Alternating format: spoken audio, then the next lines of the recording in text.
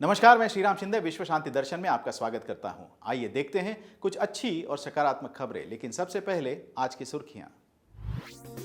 आपातकालीन निकासी हुई आसान। तैरता सौर ऊर्जा संयंत्र, एक और स्वचालित वाहन, असम में एक और अभयारण्य, सबसे बड़ा पक्षी अनाथालय। गगनचुंबी इमारतों से आपातकालीन स्थिति में लोगों को सुरक्षित बाहर निकालने की एक अनोखी कल्पना। 15 मिनट में निकल सकते हैं 375 लोग। जीवन रक्षक प्रणालियां जीवन की गंभीर और आपातकालीन स्थितियों के दौरान महत्वपूर्ण है।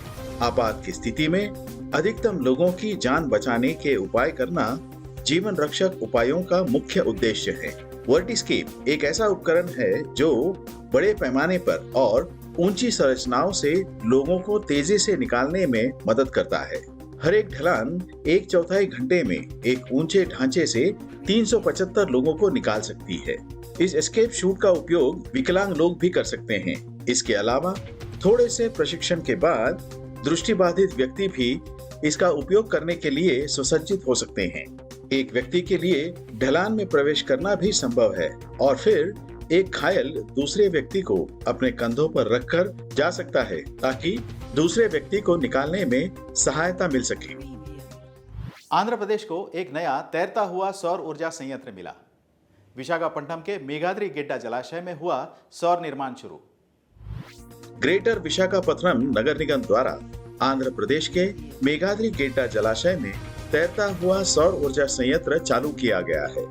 आयुक्त जी लक्ष्मी शाह ने बताया कि ये बिजली संयंत्र हर साल 42 लाख यूनिट बिजली का उत्पादन कर सकता है और इसे 12 एकड़ क्षेत्र में शुरू कर दिया गया है। इसके चलते प्रतिवर्ष 54,000 टन कोयले की बचत हो रही है और उत्सर्जन में 3,000 टन प्रतिवर्ष की कमी हो रही है। ऐसे समय में जब जमीन के बड़े हिस्से उपलब्ध नहीं है, फ्लोटिंग फार्मों को पैनलों की स्थापना के लिए भूमि ग्रहण की आवश्यकता नहीं होगी। वे अधिक कुशल हैं क्योंकि नीचे पानी की उपस्थिति उन्हें ठंडा रखने में मदद करती है। वे पानी के बाष्पीकरण को भी कम करते हैं, जिससे जल विद्युत उत्पादन के लिए अधिक पानी की बचत होती है। 2023 तक चीन के सड़कों पर एक ऐसी कार दौड़ेगी जिसमें स्टीयरिंग व्हील नहीं होगा। उसे निकाल कर रख सकते हैं। चीन ने एक नवीनतम सेल्फ ड्राइविंग कार पेश की है जो अलग करने योग्य स्टीयरिंग व्हील से सुसज्जित है।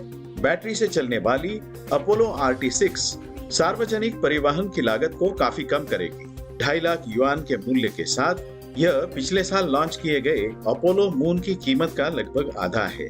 एक बीजिंग स्थित कंपनी ने कहा कि इसकी तकनीक में 20 साल के अनुभव के साथ मानवीय चालक का कौशल भी है और वाहन ने परीक्षण में 32 दशलक्ष किलोमीटर की दूरी तय की है। चीनी ड्राइविंग नियम वर्तमान में बिना स्टीयरिंग वाले स्वायत्त वाहनों को सड़क पर चलने की अनुमति नहीं देते।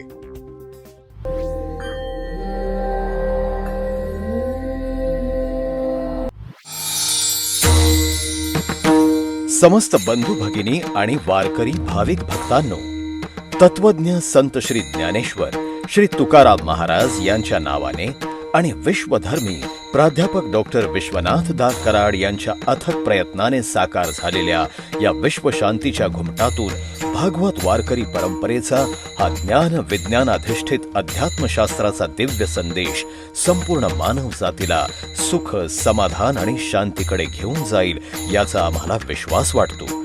जगभरातील मान्यवरांनी गौरवलेला हा विश्व शांतीचा घुमट लवकरच जगातील एक आश्चर्य म्हणून ओळखला जाईल आणि भारताला विश्वगुरु म्हणून मान्यता प्राप्त करून देईल अशी आमची प्रांजळ भावना आहे।